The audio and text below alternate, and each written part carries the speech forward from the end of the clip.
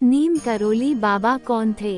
बाबा नीम करोली, जिन्हें नीम करोरी बाबा या नीम करोरी बाबा के नाम से भी जाना जाता है, एक महान हिंदू गुरु थे। उनका वास्तविक नाम लक्ष्मी नारायण शर्मा था।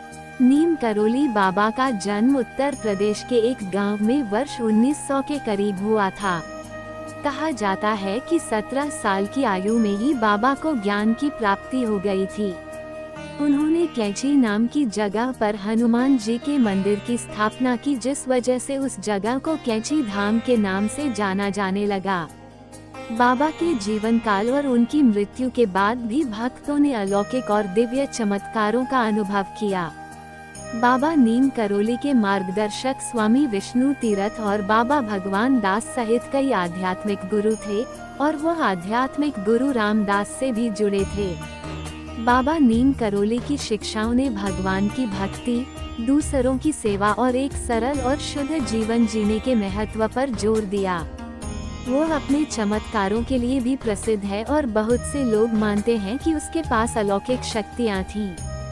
उनकी प्रसिद्धि के कारण भारत के प्रधानमंत्री जी, विराट कोहली, फेसबुक के संस्थापक मार्क जुकरबर्ग, गूगल के संस्थापक तथा भारत की बड़ी बड़ी हस्तियां भी नीम करोली बाबा की भक्त है। नीम करोली बाबा, कैची धाम में हनुमान मंदिर। सन 1961 में बाबा नीम करोली नैनीताल यात्रा के लिए आए थे। उस समय उन्होंने नैनीताल में हनुमानगढ़ी मंदिर की स्थापना की थी। यात्रा के दौरान बाबा नीम करोली कैची नाम के जगह से गुजरे।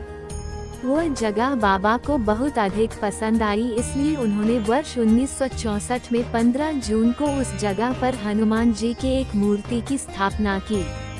बाबा नीम करोली द्वारा स्थापित की गई हनुमान जी की मूर्ति की जगह पर एक भव्य मंदिर बनाया गया। इस मंदिर की प्रसिद्धि भारत में ही नहीं बल्कि दुनिया के अलग अलग कोने में है। 15 जून 1964 में स्थापित किए गए इस मंदिर के कारण ही इस जगह का नाम कैची धाम रख दिया गया। माना जाता है कि बाबा नीम करोली के भक्तों में विदेशी लोग भी शामिल हैं, जो कि समय समय पर कैची धाम में आकर बाबा के भजन करते हैं। आज के समय भी 15 जून के दिन को यहाँ पर प्रतिष्ठित दिवस के नाम से मनाया जाता है, और इस दिन लाखों श्रद्धालुओं की भीड़ यहाँ बाबा के मंदिर के दर्शन करने के लिए आती है। बाबा नीम करोली की अलौकिक शक्तियाँ। माना जाता है कि बाबा नीम करोली ने अपने जीवन काल में कई चमत्कार किए, जो उनके अनुयायियों की मौखिक परंपरा से आगे बढ़े। उनके लिए जिम्मेदार कुछ सबसे प्रसिद्ध चमत्कारों में शामिल हैं। कहा जाता है कि बाबा नीम करोली में बीमारों को ठीक करने की शक्ति थी। कई लोगों ने दावा किया कि उनके द्वारा आशीर्वाद दिए जाने के बाद वे बीमारियों से ठीक हो गए।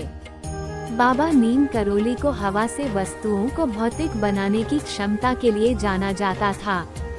वो अक्सर अपने अनुयायियों को रुद्राक्ष की माला जैसी पवित्र वस्तुएं देते थे, जो अचानक उनके हाथों में आ जाती थी।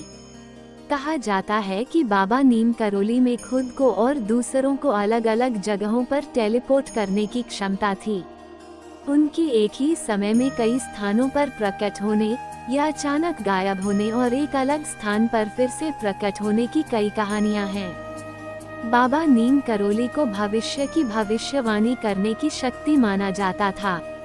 उनके कई अनुयायी महत्वपूर्ण फैसलों पर उनका मार्गदर्शन लेते थे, और वह अक्सर उन्हें सलाह देते थे जो सटीक साबित होती थी। बाबा नीम करोली के बारे में कहा जाता है कि आग और पानी जैसे तत्वों पर उनका नियंत्रण था। उसके हाथ की लहर से आग बुझाने या सूखे के समय बारिश होने की कहानियां हैं। बाबा नीम करोली द्वारा किए गए चमत्कार। बाबा भले ही खुद को साधारण व्यक्ति बताते थे और भक्तों को खुद के पैर भी छूने नहीं देते थे। वे हमेशा एक साधारण से कंबल को ओढ़े रहते थे, लेकिन भक्त उन्हें इस युग का दिव्य पुरुष मानते हैं। बाबा के इन चमत्कारों के किस्सों को जान आप भी हैरान रह जाएंगे। बाबा के चमत्कार से रुक गई बारिश। बाबा नीम करोली के चमत्कार के रूप में एक और घटना बताई जाती है कि एक बार हनुमानगढ़ी मंदिर के निर्माण कार्य के दौरान एक दिन भारी बारिश होने लगी। बारिश बहुत तेज होने के कारण निर्माण कार्य रुकने लगा, लेकिन तब नीम करोली बाबा बाहर आए और काली जल भरी घटाओं को आकाश की तरफ देखते हुए बोले, ये बड़ी उग्र है, बड़ी उग्र है। तब महाराज जी ने ऊपर देखते हुए अपने दोनों हाथों से अपने विशाल वक्ष से कंबल हटाते कुछ गर्जन के साथ बोले, पवन तनय बल पवन समाना।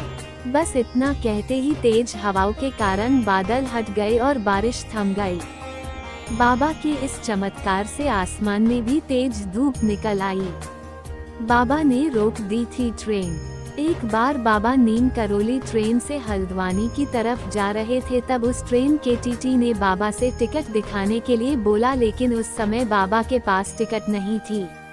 तब वो टीटी बाबा को ट्रेन से नीचे उतार देता है। तब बाबा जाकर एक जगह पर बैठ जाते हैं, लेकिन जैसे ही बाबा ट्रेन से नीचे उतरते हैं वो ट्रेन बंद हो जाती है। लाख कोशिशों के बाद भी ट्रेन का ड्राइवर ट्रेन को चालू नहीं कर पा रहा था। जब इसकी सूचना नजदीकी स्टेशन पर दी गई तो वहां से भी कोई मदद नहीं मिल पाए। अंत में अपनी भूल का एहसास करके टीटी ने बाबा नीम करोली को वापस ट्रेन में बैठने के लिए विनती की। राम बाबा नीम करोली ट्रेन में आकर वापस बैठ गए। तब वह ट्रेन अपने आप ही चालू हो गई थी। बाबा के छूने से जल उठी बत्तियां। एक समय की बात है जब भूमियाधार में कुछ महिला भक्त बाबा के पूजन के लिए आई थी, लेकिन उस दिन बाबा आश्रम में नहीं थे। बाबा मोटर सड़क की द्वार पर बैठे थे। तब सभी माताएं बाबा के पूजन और दर्शन के लिए वहीं जाने का विचार करने लगी, लेकिन बाबा ने दूर से ही उन्हें हाथ हिलाकर लौट जाने का संकेत दिया। बाबा जी के पास गुरुदत्त शर्मा भी बैठे थे। महिलाओं को निराश देखकर उन्होंने बाबा को दर्शन देने की प्रार्थना की। उनके कहने पर बाबा मान गए और उन्होंने माताओं को अनुमति दे दी और उन्हें जल्दी पूजा करके जाने को कहा। महिलाएं पूजा करने लगी, लेकिन आरती के लिए वे दियासलाई माचिस लाना भूल गई थी। माताओं ने बाबा के पास बैठे गुरुदत्त शर्मा को समस्या बताई, लेकिन वे उनकी सहायता करने में असमर्थ थे। तब बाबा ने रुई से सनी बत्तियों को हाथ में लिया और थुलिमा थुलिमा कहते हुए हाथ घुमाने लगे और एकदम से बत्तियां जल उठी। इस तरह एक बार फिर बाबा के चमत्कार से सभी अचंभित रह गए। नीम करोली बाबा के चमत्कारों की संख्या बहुत अधिक है, लेकिन अपनी जानकारी के अनुसार कुछ को ही हमने इसमें वर्णित किया है। आज भी कैंची धाम में भक्तों की भीड़ लगी रहती है और बाबा नीम करोली के आशीर्वाद तथा हनुमान जी की कृपा से सभी की मनोकामनाएं यहां से पूरी होती है।